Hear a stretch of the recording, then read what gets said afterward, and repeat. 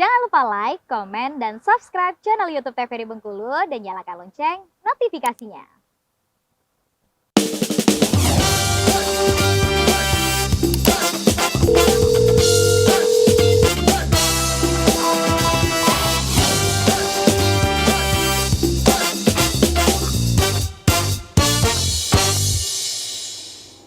Halo, selamat pagi sahabat sehat. Bagaimana kabar Anda? Semoga selalu dalam keadaan sehat dan tetap semangat ya. Senang sekali sahabat sehat, hari ini saya Julia Hartanti bisa kembali menjumpai Anda dalam program kesayangan kita, Dokter Kito Bersama Kita Sehat.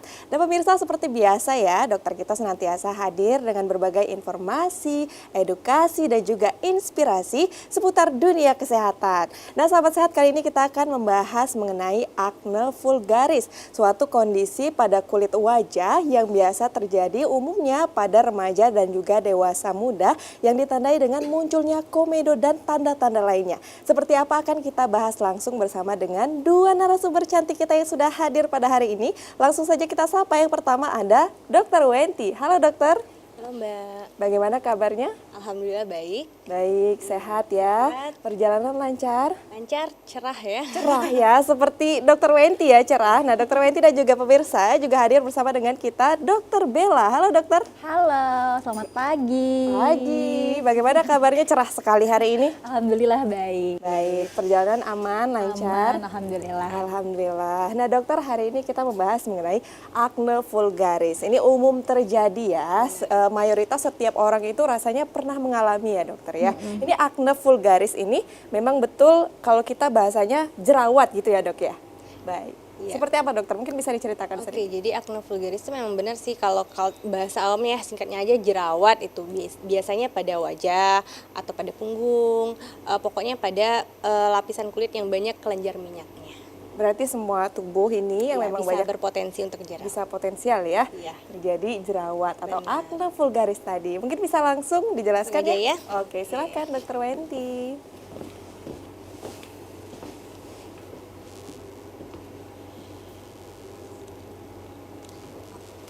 Oke. Ya, nih, jadi akne vulgaris ya sebenarnya udah nggak asing lagi kita dengan kata-kata akne nih, aduh jerawatan nih gitu ya. Oke, Iya. sebelum masuk ke akne kita harus tahu dulu nih struktur kulit itu apa ya. Jadi ini kurang lebih struktur kulit kita. Nah, untuk si akne ini atau si jerawat ini biasanya itu terkenanya di bagian yang ada kelenjar minyaknya. Jadi kelenjar minyak di kulit itu di lapisan dermis ya. Jadi kulit ada 3 lapisan, epidermis, dermis, sama hipodermis. Nah, si kelenjar minyak ini banyaknya terdapat di dermis dan muaranya itu yang di luarnya itu adalah di bagian epidermis ya. Jadi kalau terjadi sumbatan itulah yang biasanya memicu terjadinya akne atau jerawat. Ya. Jerawat, baik.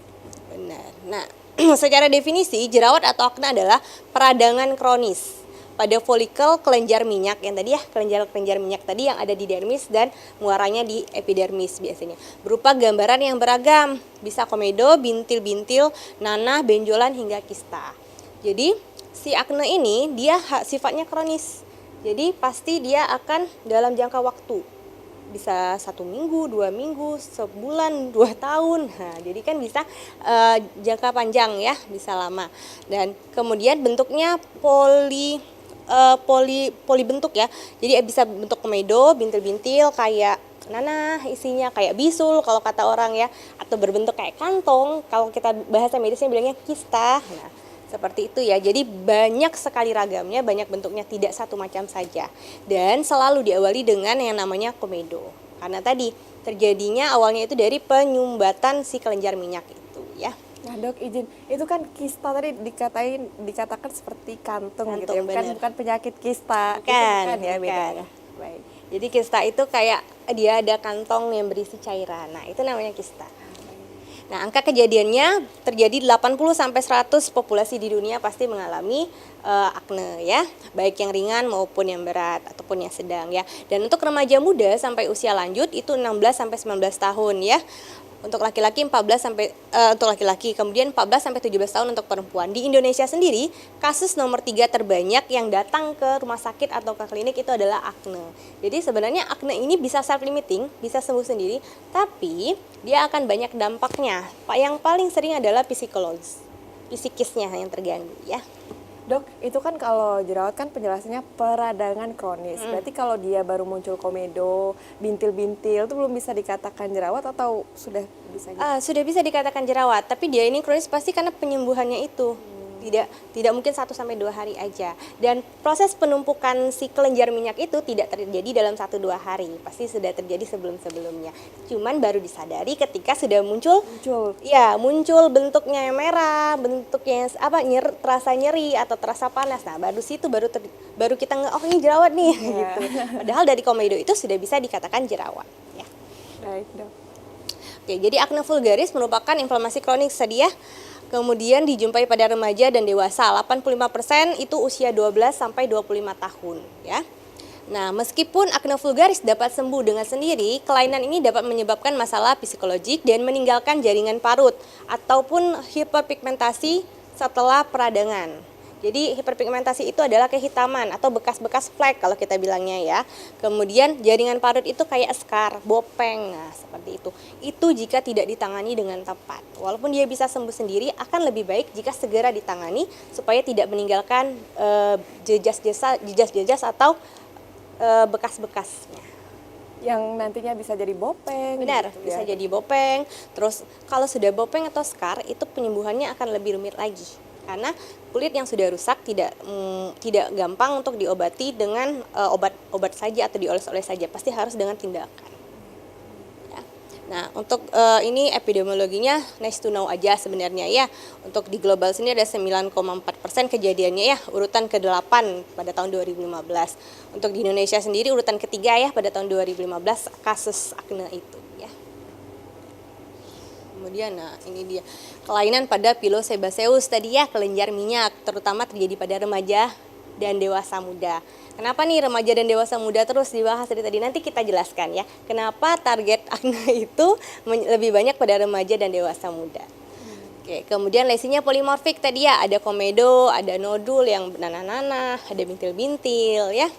Terus terjadi pada wajah, dada, punggung yang banyak kelenjar minyaknya. Jadi kalau tidak ada kelenjar minyak, tidak bisa terjadi jerawat ya. Tingkat keparahannya bervariasi. Gejala sisa tadi bisa menimbulkan merah-merah, kemerahan, bopeng, kemudian kehitaman ya, skar dan gangguan psikologis. Nah, ini tadi ya, kalau dari WHO sendiri menjelaskan bahwa akne is chronic disease ya. Jadi akne itu adalah penyakit kronis memang. Bisa terjadi durasinya lebih dari 3 bulan, bahkan sampai 30 tahun. Aduh, jadi memang Iya, bisa bertahan lama juga berarti. Iya, benar. Jadi kan jerawat itu banyak tahapannya ya, dan juga banyak multifaktorial, banyak penyebabnya yang harus diatasinya itu satu ya. Kemudian ini cukup tahu aja ya. Baik, ini semakin menarik ini Dok. Ini ada gambar-gambaran klinisnya juga. Kita lanjutkan usai jeda pariwara berikut ya. Pemirsa jangan kemana-mana, tetap bersama kami dalam Dokter Kito Bersama Kita Sehat.